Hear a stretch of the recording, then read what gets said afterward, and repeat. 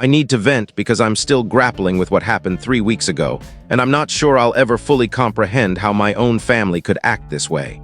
I'm 28 and I deliver pizza for a living. There it is. Apparently, that's the most disgraceful thing a person can do, at least in my parents' eyes. I work at a local pizzeria, earn a decent income with tips, and share a 3-bedroom apartment with 2 roommates. I'm not wealthy, but I cover my expenses and I'm content enough. Or I was. My grandmother passed away on a Thursday morning. She was 84 and had been frail for months. Her death wasn't a shock, but it still stung. She was the only family member who never made me feel like a failure for my choices. When I'd visit her at the care home, she'd ask about my day and genuinely care. She never once questioned why I wasn't a doctor or lawyer, unlike the stories my parents apparently spread to her friends. Yes, you heard that right. I learned in the worst way possible that my parents had been lying to everyone in Grandma's circle about my job. It hit me like a punch during my lunch break on Friday. I was parked in my 2009 Toyota Camry, munching on a sandwich when Mom called. I thought she'd want to discuss funeral plans or ask for help. Instead, she skipped greetings and told me not to attend the funeral. I laughed, thinking it was some bizarre grief-fueled jest. But her voice grew sharper as she explained I'd humiliate the family. Grandma's friends were all high achievers, doctors, lawyers, and what could she say when they asked about me? That her 28-year-old son delivers pizza and can't afford his own place. I sat there, phone to my ear, stunned, trying to process this. This was my grandmother's funeral, the woman who raised my mom, and I was being excluded because of my job. Before I could reply, Dad took the phone. He said they'd told everyone I was working abroad in global consulting. It was less shameful than the truth, he said. Those words exactly, less shameful than the truth. Then my brother Declan, 31, a finance guy engaged to Piper, whose family is wealthy, got on. He said Piper's parents would be at the funeral, and they thought our family was respectable. Me showing up in my work clothes would ruin that image. I wasn't even planning to wear my uniform, but they assumed I was too clueless to own decent clothes. My sister Zaria, 26, a marketing professional, chimed in, saying they'd already chosen a replacement pallbearer. Our cousin Russell, who has a proper job. A proper job? As if what I do isn't real work. Then Mom returned, offering a deal. They'd acknowledge me if I paid for the entire funeral. $22,000 plus $18,000 for the headstone. I had 24 hours to decide. I told them that was impossible. I had maybe $4,000 saved. They laughed. Mom mentioned how our cousin Morgan just bought her second home, while I can't even keep a used car running. She was referring to my Camry's transmission issues from last year, something I'd casually mentioned at Christmas. Before Dad hung up, he said they'd cleared out my childhood bedroom and donated everything to charity. My old books, yearbooks, photos, all gone. The call ended. I sat in that parking lot for 20 minutes trying to wrap my head around it. My family had banned me from my grandmother's funeral because they were ashamed of my job. They'd been lying about me for years, and now they wanted $40,000 to even recognize me as their son. The worst part? I wasn't even shocked. I'd known for years they looked down on me. Every family event came with pointed questions about when I'd return to school, get a real career, or stop squandering my potential. Dad once introduced me to a golf buddy as Zaria's brother, skipping over the fact that I'm his son.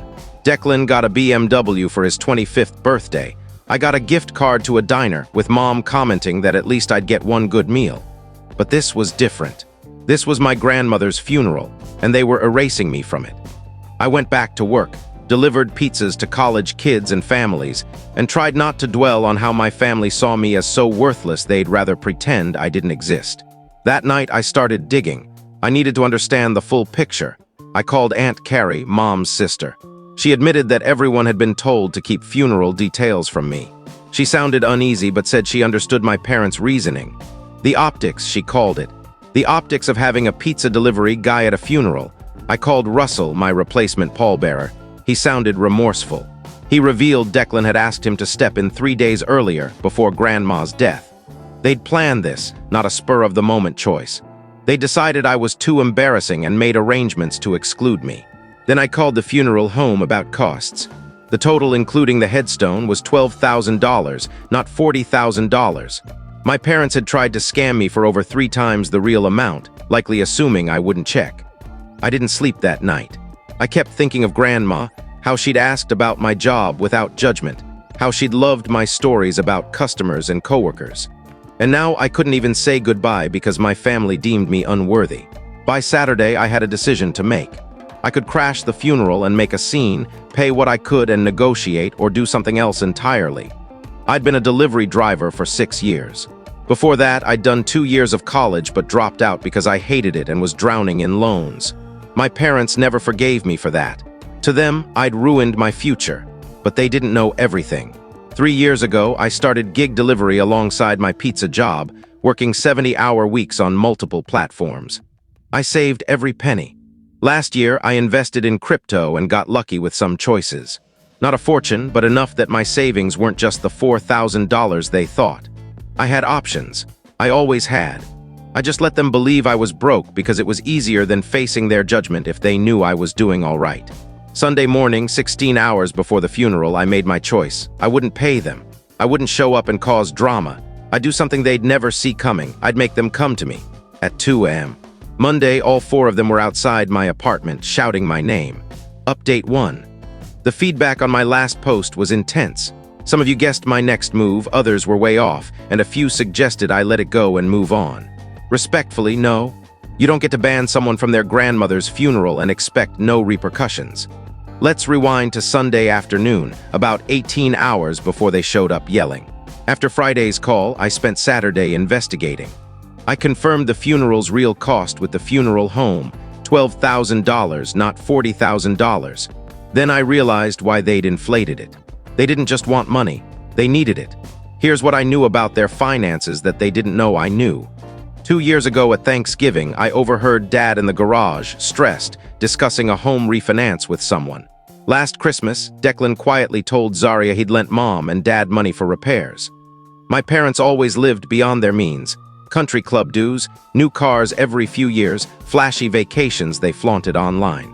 But I never thought much about their money because they constantly reminded me how successful they were compared to their failure son. So Sunday morning, I dug deeper. I called their mortgage company, pretending to be Dad, asking to confirm refinance details. The rep wouldn't share everything but confirmed an account existed for their address. Then I called their country club, asking about membership costs. $800 monthly. I wasn't trying to break laws or steal identities, just confirming my suspicions. They were stretched thin. The $40,000 demand wasn't just cruelty. They needed cash and thought they could guilt me into paying while keeping me away. So I acted. I contacted everyone I could think of who'd be at Grandma's funeral. Aunt Carrie, Uncle Ralph, cousins, family friends, church members. I told them the truth. I'd been banned from my grandmother's funeral because my parents were ashamed of my job and had lied, saying I worked Waterstone East overseas. I didn't embellish or lie, just shared what happened, including their $40,000 extortion attempt for a $12,000 funeral. People were stunned. Some stayed neutral, but by Sunday evening my phone was blowing up. Relatives were calling my parents, asking if it was true. Church friends left voicemails. The social circle my parents tried to control was turning against them. Then I made the move that really set them off. I posted online, nothing over the top. Just, devastated I can't attend my grandmother's funeral tomorrow due to family issues. She was a wonderful woman who accepted everyone regardless of their job or choices. I'll miss you, Grandma. I didn't name my parents. I didn't need to. Within an hour, comments poured in, people asking what happened. Family members who knew the story dropped hints. Someone posted a sad emoji, saying it was awful when families prioritize image over love. My parents' carefully crafted reputation was crumbling in real time. The funeral was at 10 a.m. Monday. By 11 p.m. Sunday, my phone was ringing. Mom, then Dad, then Declan.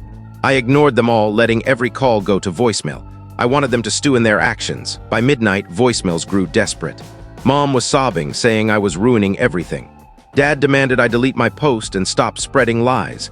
Declan called me childish, saying I was making it about me instead of Grandma. At 1 a.m., Zaria sent texts. She said people, church members, friends, neighbors, were bombarding them with questions about why I was excluded. Some threatened to skip the funeral. It was spiraling into a mess.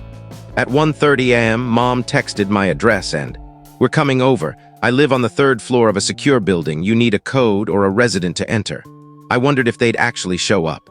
At 2 a.m., I heard it, yelling outside. From my window, I saw all 4 in the parking lot. Mom was screaming my name. Dad paced. Declan was on his phone, probably trying me again. Zaria stood with arms crossed. My roommate Ralph stumbled out, asking what was happening. I told him it was my family and to ignore them. But they kept shouting. Mom demanded I come down. Dad said I was ruining the family. Declan called me selfish. Lights flicked on in nearby apartments. Neighbors were waking up. I opened my window, not yelling, just said I had nothing to say to people who banned me from my grandmother's funeral. Then I shut it. That made it worse. Mom's cries grew louder. Dad ranted about disrespect. A neighbor yelled at them to quiet down. Another threatened police. By 2:45 a.m. they left, but the texts kept coming, all four plus other relatives. Aunt Carrie sent a long message about how I was tearing the family apart. Russell said I should have stayed quiet. I went to bed at 3 a.m., waking at 6 to 73 texts and 14 missed calls. The funeral was in 4 hours, and I had to decide my next step. Part of me wanted to crash it. Part wanted to let them face the whispers. Part just wanted to sleep and forget it all. But one thing stuck with me. No one had apologized, not in any text or voicemail. They were only upset because they'd been exposed. They only panicked because their image was shattered. At 7 a.m., Mom called again. I answered. She immediately demanded I fix this, tell everyone it was a misunderstanding, that I was embarrassing them. I let her talk for 3 minutes before speaking. I asked, "Are you ashamed of me?" She went silent. Then she said it wasn't about shame, it was about appearances, what people think, upholding family standards. She said coming from a good family means maintaining an image. I told her I'd deliver pizza. That's my job. If that's too embarrassing, she doesn't really have a son. She cried and passed the phone to Dad. He was furious, saying I'd better clean up the mess I'd made or face consequences. I asked what consequences. He said they'd disown me completely. No more family events, no contact, I'd be dead to them. I nearly laughed. They'd already banned me from the funeral, tried to bribe me to stay away. What more could they take? I told Dad I'd see him at the funeral and hung up. At 9:30 a.m., I put on my only suit. It's not fancy, but it's clean and fits. I drove to the funeral home and parked in the back. I saw people arriving, family, church friends, Grandma's bridge club. My parents pulled up in their Lexus. Declan and Piper in his BMW. Zaria with some guy I didn't know. I watched from my car for 20 minutes as they entered. Then I got out and walked to the entrance. That's when things got really messy. Update 2, I went. Despite everything, the 2M yelling the explicit orders to stay away, I showed up to my grandmother's funeral. The comments on my last post were divided. Half said I should go head high. Half said showing up would stir more drama and I should let them stew. I didn't decide until I was in the parking lot watching everyone go inside. But one thing pushed me. This was my grandmother. The one person who made me feel valued. They didn't get to steal my goodbye just because they were embarrassed by my job. I reached the entrance at 9:55 a.m. The service started at 10. Through the glass doors, I saw people in the lobby signing the guest book. Mom spotted me first, mid-conversation with a church friend. Her body stiffened. She excused herself and rushed over, grabbing my arm and pulling me toward the coat racks. Her smile was forced, jaw tight. She hissed, asking why I was there, keeping her voice low so no one would hear. I said I was here for my grandmother's funeral. She reminded me we'd discussed this, that I'd agreed to stay away. I hadn't agreed to anything. I reminded her she'd banned me, demanded $40,000, and screamed outside my apartment at 2 a.m. that wasn't an agreement. She changed tactics, saying I'd already caused enough damage, that everyone was gossiping about our family drama. I asked if she'd considered what was best for me when she called me an embarrassment. Dad joined us, smiling for the crowd but speaking through gritted teeth. He told me to leave or he'd have me removed. I asked who'd remove me, him, the funeral director. I was family with every right to be there. Then Declan arrived with Piper. She looked uneasy, like she wanted no part of this. Declan was livid, saying I was selfish, making it about me instead of Grandma. I pointed out I wasn't the one who banned a family member and tried to extort money. Piper suggested everyone go inside and get through the service. Declan snapped at her to stay out of it. She looked hurt but stepped back. People started noticing the scene. Aunt Carrie watched from across the lobby. Russell pretended not to see. Grandma's friends were staring. The funeral director approached, asking if everything was okay. Mom switched to her sweet voice, saying it was just family talk. He asked if I was family. I said, "Yes, grandson." He nodded and left. That infuriated Dad further. He said I was humiliating them, destroying their reputation by telling everyone the truth. I said if the truth was humiliating, they should reflect on why. Zaria, who'd been quiet, stepped forward. She called me vindictive, saying families keep things private and I'd crossed a line by going public. I asked if she thought it was fine that they donated my childhood possessions without asking. She said that wasn't relevant now. But it was. All of it was. The years of treating me like I was nothing because of my job, the comparisons to my siblings and cousins, the lies about my career. That's why we were arguing in a funeral home lobby instead of mourning Grandma together. The director returned, saying the service was starting. People headed to the chapel. My family stood there staring. Mom said again I should leave for everyone's sake. I said I wasn't going anywhere and walked to the chapel. They followed. What else could they do? Cause a bigger scene? The chapel had rows of chairs, Grandma's closed casket up front, surrounded by flowers. I sat in the third row. My family took the front row, meant for immediate family, where I should have been if they hadn't excluded me. The service began. The pastor spoke about Grandma's life, her kindness, her faith. People shared memories. Aunt Carrie talked about growing up with her. A bridge club friend told a lighthearted story about a game. Then they opened the floor for family to speak. Dad praised Grandma as a wonderful mother-in-law. Declan shared a childhood memory. Zaria read a poem. No one invited me to speak. No one acknowledged my presence. When family sharing ended, the pastor said we'd move to the cemetery for the burial. He called the pallbearers forward. 6 men stood, Uncle Ralph, Russell, Declan, and 3 church friends. I'd been replaced. I knew, but seeing Russell in my place hit hard. We drove to the cemetery in a processional. Mom tried to block me from the family cars. I went to my Camry and followed. At the gravesite, a canopy covered chairs for family, front row for immediate family. I stood in the back with distant friends and neighbors. The burial was brief, prayers, final words from the pastor. Then it was over. Some left immediately, others lingered to offer condolences. I approached the casket before they lowered it, placed my hand on it, and quietly said goodbye to Grandma. I told her I was sorry for the drama but not for coming. She'd have understood. When I turned, Mom was there. This time she wasn't angry, she was crying genuine tears. She said we needed to talk, that things had spiraled out of control. I said we could talk when she was ready to apologize, not just for the funeral, but for years of making me feel worthless, lying about my job, treating me like a disgrace. She said it wasn't that simple, that I didn't understand their pressures, their expectations. I said that was the issue. They cared more about expectations than their son. Dad interrupted, saying this wasn't the place. I agreed and headed to my car. Declan called out, saying we needed to resolve this. I asked what there was to resolve. They'd made my place in the family clear. Then Piper, Declan's fiancée, followed me to my car. She apologized, saying she only learned the full story the night before. Declan had told her a version where I was overreacting to nothing. After hearing our argument, she realized the truth. She asked if the $40,000 demand was real. I confirmed it. She said she needed to think and walked away. Declan watched us, looking furious. I drove home and spent Monday in my apartment, ignoring my buzzing phone. I was drained, not just from the funeral, but from years of this family dynamic.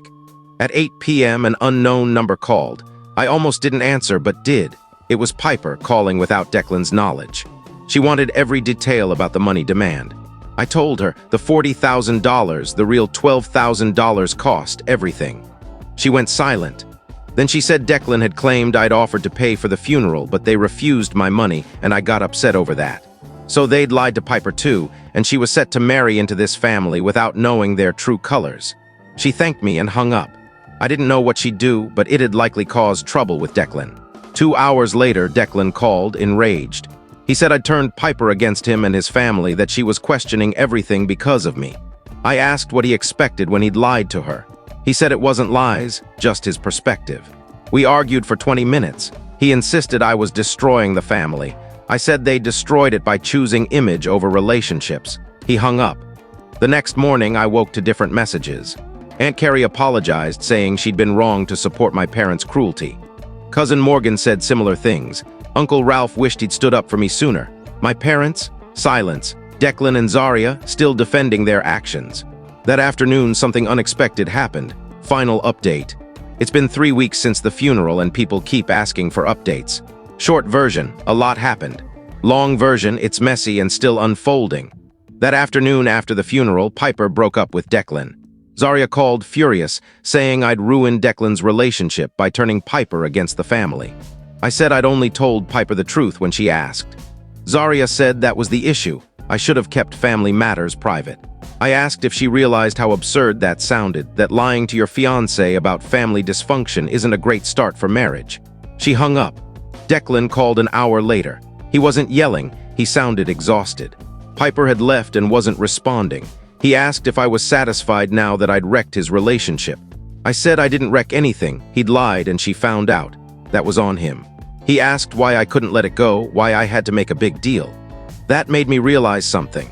To Declan, being banned from the funeral was minor, something I should have moved past. Years of being treated as less than were just normal family stuff. He didn't get why it hurt. I asked if he recalled my college graduation. I'd invited everyone. Mom and Dad didn't come.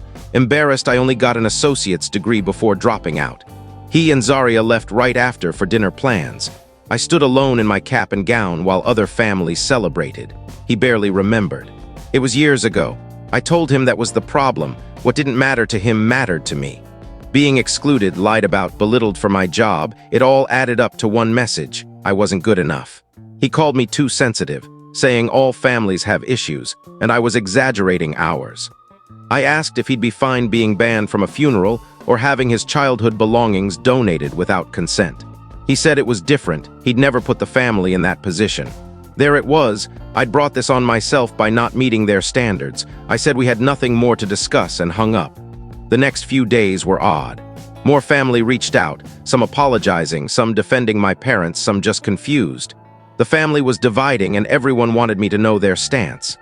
Uncle Ralph and his wife invited me to dinner, just me. They apologized for not supporting me sooner. Ralph said he'd known for years my parents treated me differently but thought it wasn't his place to step in. His wife asked if I was okay financially. I assured her I was fine. She was relieved, saying Mom had claimed I was barely scraping by. I told her Mom knew nothing about my finances. Then Ralph mentioned he'd lent my parents $10,000 for home repairs last year. They hadn't repaid him, always giving excuses. He'd been frustrated but avoided drama. I asked if he knew about their other debts. He didn't. I shared what I'd learned, the refinanced mortgage, the costly country club, the lifestyle funded by debt. He looked concerned, saying things were starting to make sense. On Thursday, 5 days post-funeral, my parents came to my apartment, not at 2 a.m., 6 p.m., knocking politely. I let them in since Ralph was home, avoiding another parking lot scene. They sat on my couch, looking around like they'd never seen my place. They hadn't. Mom said they'd been reflecting, that maybe they'd mishandled the funeral. Not an apology, just a maybe. Dad said the family was fracturing, people picking sides, and I needed to say we'd resolved things to stop the drama and save their image. I asked what we'd resolved. Mom said we were talking, weren't we? A start. I asked to what? They still hadn't apologized or acknowledged the cruelty of banning me or lying about costs. Dad got defensive, denying extortion. They just stated the costs, he said. I pointed out the funeral was $12,000, not $40,000. He claimed other expenses I didn't understand. I asked him to explain. He couldn't, just said I was twisting things to make them look bad.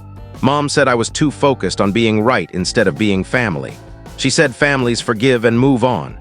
I asked what I was forgiving if they wouldn't admit fault. She called me deliberately difficult. We went in circles for 40 minutes. They wanted me to say publicly we'd reconciled to save their reputation. I wanted an apology for years of mistreatment. Neither budged. Dad threatened to cut me off completely. No events, no contact, nothing. I pointed out they'd already done that, so it wasn't a threat. Mom cried, real tears. She didn't understand how we'd reached this point, how I could be so cold.